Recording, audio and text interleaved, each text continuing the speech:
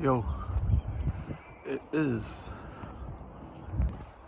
I don't know, it is 6:50 something in the morning, Friday. Going for a walk around my fiance's neighborhood. Stayed the night there. Woke up around 6:30 and did 38 push-ups. I did 13 proper ones. It's the first time I got to 13. Yesterday I did 12. And then I did 25 partial ones. Got to 38 because yesterday I might have mentioned that I wanted to do 100, but I only did 75 because I didn't do the fourth one. Because by the time we got home I was just naked as. Super exhausted. That's why I slept in. Because I actually woke up at 4:44. And I was like, man, I'm still tired. And then 5 something, and then 6:30. So it's I think I looked at the weather, it's like 9 degrees in Auckland. If I was in Hamilton, it'd be 6 degrees. Hence why I'm wearing a singlet. Because it's not that cold. Well, it's cool, it's just not freezing cold. Anyway, I can't get this thought out of my head about this video that I've been thinking about doing for a long time on LinkedIn about asking people for help to get a job or to help me get a job. And what I was thinking of is to actually like show my bank balance, just to kind of, I don't know, show the urgency of the situation, and then go full transparency and say, you know, this is how much I'm spending, this is how much our household expenses are.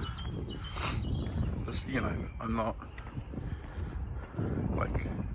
wasting money on stupid things. Like, this is what I'm spending my money on, and I'm trying to help out, you know, provide for 3 households, which is legitimate, not BS. And I have all these big dreams, and this is my vision, and this is my dream, and I don't want your money, I just want a shot. I want an opportunity. If you know somebody who knows somebody who needs somebody to help with my skills, I'll be happy to prove my work, prove my value. You know, even if it's starting with like a week trial or something, where they, you know, no risk or cost aside from like the time investment to, you know, meet with me and all that stuff. I mean, technically there is a cost, it's more of a hidden cost, but somebody with my skills offering to work for free, like, if you knew how much my last job was salary wise, might as well tell you, it's 120k. So somebody with my skills offering to work for free, like, that doesn't happen very often, I think.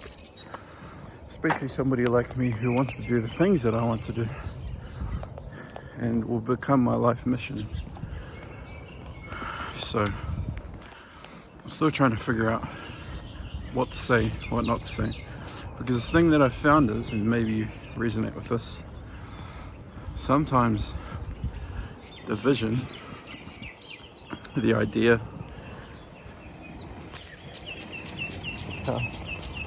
reversing it, sometimes the vision the imagination is it's like better in your head than when you press record. There's been a couple of times where I'm like, oh, I have this perfect idea. Push record. You know, I've rehearsed many times on my head. I've rehearsed it. And then when you push record, it's like, wait, what was I going to say? So that's kind of where I'm balancing at the moment. Is also that in and of itself creates like hesitation, fear. You know, we operate on fear all the time, and it's very easy to think about what's the worst that can happen. And one mindset shift that I'm trying to do is ask myself, what's the best that can happen? And go with that, lean into that instead. Because when you have a choice, when you have a choice, left or right, good or bad, positive or negative, like it's kind of a no-brainer. If you had a conscious choice, you would always choose to be positive. So I have a choice, and as much as Darren Hardy says that, you know, most of our actions are unconscious, which is true, most of our actions are habits, behaviors that we reinforce. For example, going for a morning walk is a habit that I'm trying to continue to reinforce. Today is day 82 of this journey, where I'm trying to build, you know, good habits, discipline, become a person of discipline. And then as I say that, I'm trying to navigate these branches. As I say that, I saw a video from Khabib, who's a legendary UFC fighter, and he did this video on, or there's like a clip of him talking about discipline, and it's so good. It's like, become addicted to discipline. Do the things that you don't want to do. And you know, just what he said, like, become discipline itself. That's what I'm trying to do. And it's really hard. If you can become addicted to bad things, become addicted to discipline. Don't cry, don't complain, just put the work in. Focus, be consistent, and do it every day. So that's what I'm trying to do. And the whole purpose of this is documenting the days, because we're trying to, because that's a problem. That's a tricky part of it too, is if it's not on camera, it didn't happen. But I don't have the time, energy, or mental space to think about pressing record every minute. You know, I don't have the space, the digital space on my phone, and some things are private. I want to keep them that way, but at the same time I want to show what I'm doing so that I can look back in 10 years time, you know, at the end of this 10-year stretch, and go, wow, you know, look at how far I came. Completely different person. Can't believe I thought like that, etc., etc. And this is intended to be inspiration for anyone else who's trying to become better, become 1,000% better in their own way. It's like, it's not going to happen overnight. Just trust in the process, keep going, keep walking ahead, one step at a time. Anyway, it's almost 10 minutes. See you later. Yo, it's just after 9 o'clock. Just waiting outside for an appointment. Oh man, this morning's Darren Daily is kind of a hard one to reflect on. I was doing a first draft on LinkedIn directly without any help, and before I even got to the finish, I hit the character limit, and yeah, don't really know what to do about it, to be honest. It's quite a confronting topic for today. So today's Darren Daily is titled, I think, "The Problem with Being a Visionary," and the basic message is that you don't become a visionary. Sorry, no, that's not the message. The message is the visionaries that we look at today didn't start off thinking of becoming visionaries.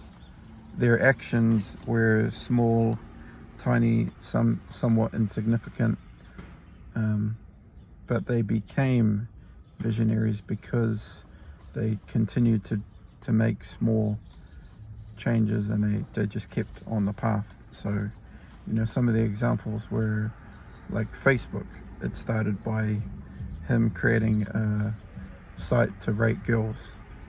Amazon, Jeff Bezos sold books in his garage. Nike, Phil Knight sold shoes from his car. And all these people did little tiny things. Like they didn't try to dent the universe. They didn't necessarily try to become visionaries. They didn't start off wanting to become visionaries, I think was the message. What they did was they just started.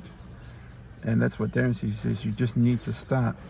And you need to start with tiny, insignificant things, and then just continuing to make little tiny changes over a long period of time will result in compound effect and lead to remarkable results over a long period. So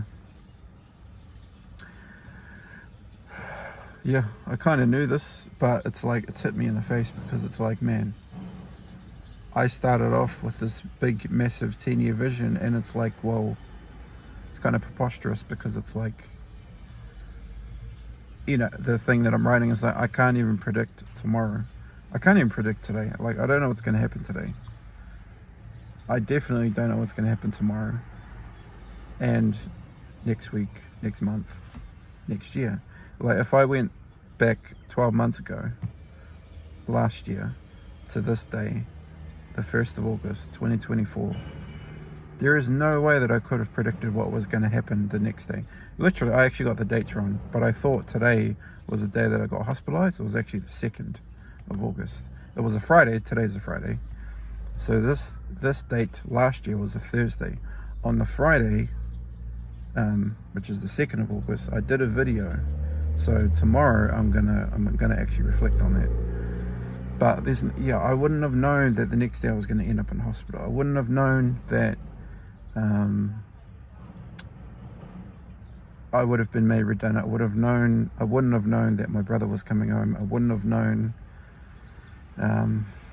so many things. Like, even when we moved to Hamilton recently, I wouldn't have known all of the things that were going to happen. I wouldn't have known that I would have met Steve in the chat room. I wouldn't have known that I would have met Tonga from Nest, and that she would have allowed me to go to her office pretty much every day. I wouldn't have known so many things. I wouldn't have known that I would have got paid thousands of dollars from IAD because of overpaid tax. Like, I genuinely wouldn't have known that.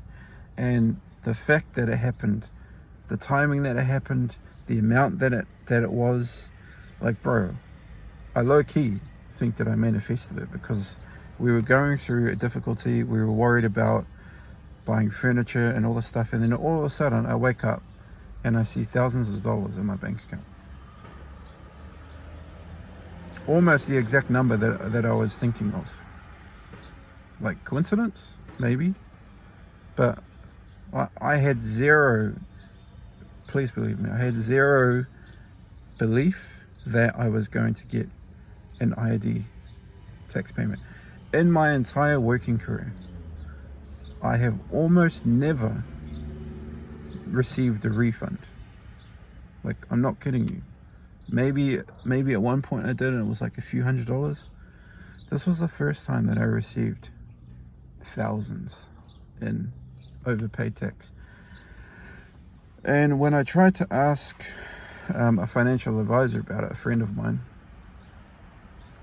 he said to me that it's possibly because I was made redundant, and they kind of like naturally tax you at a much higher rate for the entire year. So because I was made redundant in like June, I paid July, August, September, October, November, December, 6 months. So I paid 6 months more tax, because, you know, they presume that you're going to work the whole year. So the calculation was in excess. So I paid way too much tax. So I basically got this huge amount of money back, which I had no way of knowing. In hindsight, it's easy. It's, yeah, it kind of makes sense when you think about it. Half of the year was paid, I wasn't working, so then potentially, I mean, I don't know for sure. I actually want to have a conversation with IAD about that, just to understand how they did the calculation, but that's kind of what his sense was and what he told me. But literally, at the time that it happened, we had a need for this sum of money, and we got this sum of money. So yeah, it's I guess what I'm trying to say is, we can't know what the future holds, and it's essential to have a goal, it's essential to have a plan, it's essential to have a vision, but it's kind of like this delicate balance of not getting swept up or caught up in that vision, and to kind of just use the vision and the plan more as like a direction, like go that way and start, and then kind of what happens. Like, you can't predict what's going to happen today, tomorrow, next week. So it's really foolish to think that you can control the intricacies of what's going to happen, how it's going to happen, how it's going to unfold. You kind of just have to keep opening doors and walking through. Like, that's all it's about. And yeah, this one's really weighing heavy on me, because I want to do all these big things, but then it's like the mere fact that I want to do all these big things is stopping me from achieving these big things. And that's freaking hard, man, because yeah, it's like I almost have to just stop or pivot.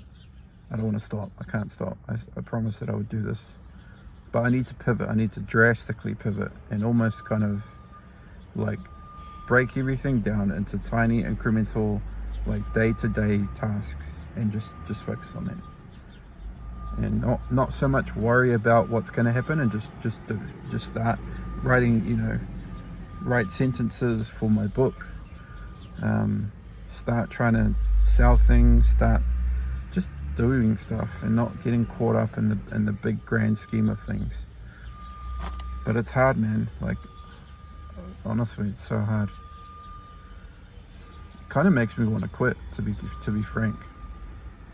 And I guess this is the problem. So yeah, it's pretty heavy. Anyway, this is going to be a long video, so yeah, sorry. Guess I'll talk to you later. Yo, another late night for me. Just gonna do a quick sign out. Been a heck of a day. I'll catch up with you tomorrow.